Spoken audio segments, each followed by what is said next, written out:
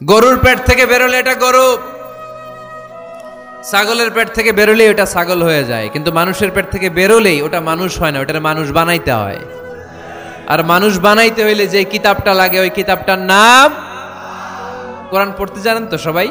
কোরআন শিখলেই মানুষ হওয়া যায়। কোরআন এসেছে মানুষের মতো মানুষ বানাতে।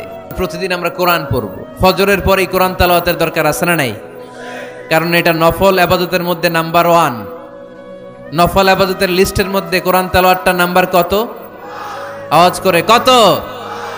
তাহলে এখন থেকে আমাদের স্লোগান হোক, ফজরের সালাতের পরে আমরা কোরআন তেলাওয়াত করব। আমাদের ছেলে মেয়েরা কোরআন শিখুক, কোরআন জানুক, কোরআন শিখে মানুষ হোক। আমরা চাই না? কারণ কোরআন শিখলেই মানুষ হওয়া যায়। কোরআন এসেছে মানুষের মতো মানুষ বানাতে। গরুর পেট থেকে বেরোলে এটা গরু,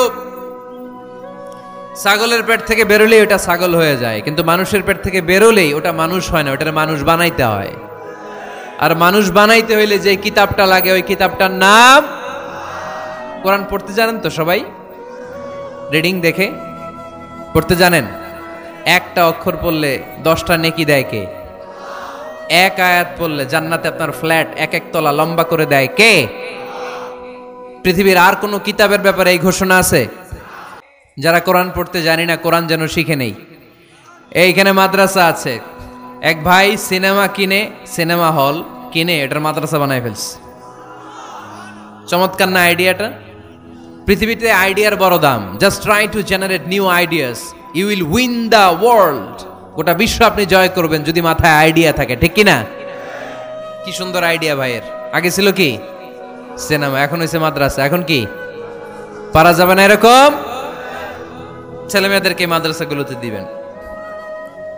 মসজিদে সান্ধ্যকালীন কোরআন শিক্ষার আসর করবেন।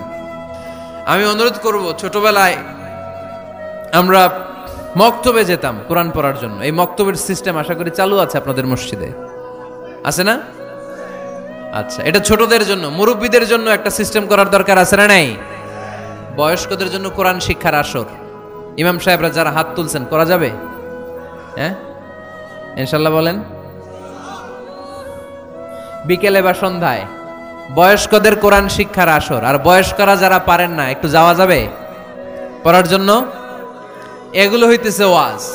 আপনাদের খোঁজ খবর নেয়া, কি করলেন, কার কি অবস্থা, কেমনি একটু ইমপ্রুভ করা যায়, কেমনি জান্নাতের রাস্তাটা একটু ক্লিন করা যায়, এক ধাপ এগিয়ে যাওয়া যায়, এগুলোই ওয়াজ, ঠিক কি না? তাহলে নফল ইবাদতের 1 নাম্বার লিস্ট হচ্ছে কোরআন তেলাওয়াত। এই কোরআন তেলাওয়াত করে আমরা আল্লাহর কাছে যেতে চাই। লিস্ট নাম্বার 2, তাহাজ্জুদের সালাত। কিসের সালাত? পড়েননি মাঝে মাঝে? নাকি ফজরই পড়তে পারেন না? হ্যাঁ, রব্বুল আলামিন বলেন, ওয়ামিনাল লাইলি ফাতাহাজ্জাদ বিহি নাফিলাতাল লাকা আসা আন ইয়াবআসাকা মাকামান মাহমুদা। রাত্রিবেলায় যে ব্যক্তি তাহাজ্জুদের সালাত আদায় করবে তার মর্যাদা বাড়িয়ে দেয় কে? রমাদান আসতেছে না? রমজানে সাহারি খাওয়ার সময় আপনারা তাহাজ্জুদ করে নেবেন ফজরের আগ দিয়ে। পারা যাবে না? ওই টাইমে আল্লাহর রহমত, বরকত খুব বেশি আল্লাহ নাজিল করেন। আল্লাহ প্রথম আকাশে তখন নেমে আসে, সুবহানাল্লাহ পড়েন, আর ডাকতে থাকে, এই কার কি লাগবে চাও, কার কি লাগবে। উনি ডাকে দেওয়ার জন্য। আমাদের চাওয়ার সময় নাই, আমাদের চাওয়ার সময় নাই। কার কি লাগবে ওই সাহারির সময় তাহাজ্জুদ পড়ে আল্লাহর কাছে চান। আপনার মনোবাসনা সব পূর্ণ করে দিতে পারে কে? কোরআনে ঘুমের কয়েকটা আরবি আছে। ঝিমুনি ভাব যে আসে এটাকে আরবিতে বলে নুআস। অনেক সময় গাড়িতে বসে থাকলে এরকম ঝিমুনি আসে না? এটার আরবিতে কি বলে? নুআস। আর হালকা সামান্য ঘুম, যেই ঘুমে মানুষ ঘুমায় আবার আশেপাশে কে যেন কথা বলে শোনাও যায়, এরকম একটা পাতলা ঘুম আছে না নাই? এটাকে ইংরেজিতে বলে পাওয়ার ন্যাপ। এইটারে বলে সিনা। এটারে কি বলে? আর সিম্পল ঘুম আমরা যেটা রাতে ঘুম দেই এটার বলে নাউম। এটার কি বলে? এই সিনা আর নাউম কোরআনের এক আয়াতে আছে না নাই? আয়াতুল কুরসির ভেতরে লা তাআখুযুহু সিনাতু ওয়ালা নাউম। আল্লাহর সিনাও নাই, আল্লাহর নাউমও নাই।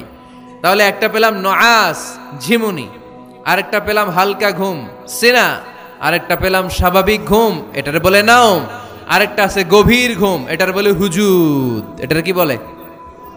সবাই আওয়াজ করে বলতে হবে, এটার কি বলে? হুজুদ। এটা কখন হয়? রাত 3টার পরে হয়। আহারে কি আরামের ঘুম, কম্বল টাইনা টাইনা ঘুমাইতে মন চায়। অ্যালার্ম বাজতে থাকে, অ্যালার্ম আরেক দিকে ফালাইয়া মজার ঘুম, আর নাক ডাকে, আছে না নাই? এই শেষ রাতের মজার ঘুমটাকে আরবিতে বলে হুজুদ। এই হুজুদের ঘুমকে স্যাক্রিফাইস করে যে নামাজ পড়া হয়, ওই নামাজটারে বলে সলাতুল হুজুদ বা সলাতুত তাহাজ্জুদ। পড়েন সুবহানাল্লাহ। ওই নামাজটারে আল্লাহ বড্ড পছন্দ করে। ওই নামাজ যারা পড়ে তাদেরকে কাছে টেনে নেয় কে? মাঝে মাঝে তাহাজ্জুদ পড়তে রাজি আছেন তো সবাই? আল্লাহর নৈকট্য পাওয়ার 3 নম্বর নফল ইবাদত হচ্ছে দোয়া করা। কি করা? দোয়া করতে রাজি আছেন তো সবাই? দোয়া কিন্তু অনেক পাওয়ারফুল। আর দোয়া মুখুল ইবাদা, দোয়া হচ্ছে ইবাদতের নির্যাস। যে দোয়া করলো না সে কিচ্ছু করলো না, ঠিক কিনা? যার দোয়া মিস তার সব মিস, ঠিক কিনা? এজন্য নামাজের মধ্যে আমরা দোয়া করি। সূরা ফাতিহা হচ্ছে সূরাতুত দোয়া, দোয়ার সূরা। একটা দামি দোয়া আমরা সালাতে পড়ি, আমরা অর্থই জানি না। দোয়াটা হচ্ছে ইহদিনাস সিরাতাল মুস্তাকিম। আল্লাহ আপনি আমারে সরল সঠিক পথ দেখান, আল্লাহ আপনি আমারে সোজা পথ দেখান, কোনো বাঁকা পথে আমাকে নিয়েন না। বিশ্বনবী খেজুরের ডাল ভেঙে মরুভূমিতে একটা ডাক দিলেন সোজা, বললেন এটা সিরাতুল মুস্তাকিমের পথ। আর ডানে বায়ে ছোট ছোট আর অনেকগুলো দাগ টানলেন। বিশ্বনবী বললেন এগুলো শয়তানের পথ, ডান দিকে শয়তান হাতছানি দিবে, মাহফিলে যাইস না, বিপিএল এর খেলায় আয়। শয়তান এভাবে হাতছানি দিবে, মাহফিলে যাবি না, হিন্দি সিরিয়াল দেখতে আয়। শয়তান ডানে বায়ে ডাকবে, মাহফিলে যাবি না, ওই যে কনসার্ট হয় কনসার্ট দেখতে আয়। কোরআনের মাহফিলে যাবি না, ক্যাসিনো খেলার ব্যবসা করতে আয়। ডানে বায়ে ছোট্ট ছোট্ট ডাক দিবে, কোরআনের আন্দোলনে যাবি না, বামপন্থীদের সাথে আন্দোলনে আয়। এরকম সিরাতুল মুস্তাকিমের ডানে বায়ে রাম আর বামপন্থীদের ডাক আছে না নাই? কোনো ডাকে মুসলমান যায় না, ডানে বায়ে কোথাও মুসলমান মুভ করে না। মুসলমান চলে সোজা রাস্তায়। এই রাস্তার নাম হচ্ছে সিরাতুল মুস্তাকিম। চিল্লায় বলতে হবে রাস্তার নাম কি? প্রতিদিন এই রাস্তাটা আমরা আল্লাহর কাছে চাই।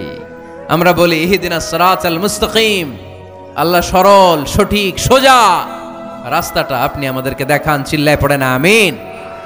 এজন্য দোয়ার মতো দোয়া করতে জানলে ইটস লাইক এ মিসাইল। এটা হচ্ছে একটা মিসাইলের মতো, এটা মিসাইলের মতো। মিসাইল হামলা করলে যেমনি লক্ষ্য বস্তুতে যে ভেদ করবে, দোয়ার মতো দোয়া করতে জানলেও এটা লক্ষ্য বস্তুতে যে আঘাত করে, আল্লাহর আরশে যে নক করে। চিল্লায় পড়েন সুবহানাল্লাহ। এজন্য বেশি বেশি দোয়া করতে রাজি আছেন তো? সবার জন্য করবেন, নিজের জন্য করবেন, অন্যের জন্য করবেন। অনেকে বলে হুজুর আমার দোয়া আমি করবো, আরেকজনের জন্য কইরা কি লাভ? এরকম কথা অনেকের আছে না নাই? লাভ আছে। অন্যের জন্য দোয়া করলে ওই দোয়াটা আগে আপনার নিজের জন্য কবুল করে কে? উদাহরণস্বরূপ আপনি দোয়া করলেন আল্লাহ আমার এই ভাইটা অসুস্থ, তুমি তারে সুস্থ করে দাও।